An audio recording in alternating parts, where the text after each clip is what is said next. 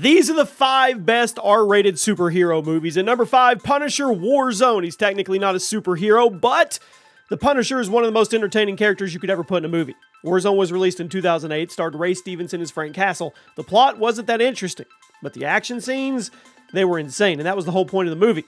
Warzone has some of the most ridiculous and graphic action scenes in any comic book movie to this day, and even though it's not the most emotional or powerful comic book movie, it was a fun watch. At number 4, Justice League the Snyder Cut. Now, the theatrical version was a flop, we know that, but after a few years of campaigning, just a little bit, Snyder got to finish his original vision, an R-rated 4-hour epic that was a huge improvement over the 2017 version. Now, there were some issues with the story and the pacing, but it's a fan favorite. And it was hopefully motivation for more movie studios. Give their directors more creative control. At number 3, Kick-Ass. Released in 2010, it was a violent, raunchy, vulgar superhero comedy that is way better than people get it credit for.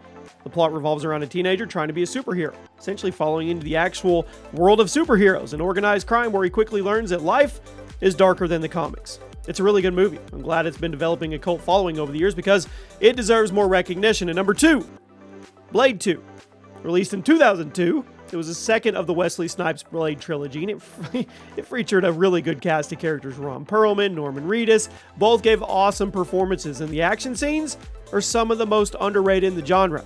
It didn't get good reviews from critics, but moviegoers loved it. At number 1, has to be Logan, no shocker, right?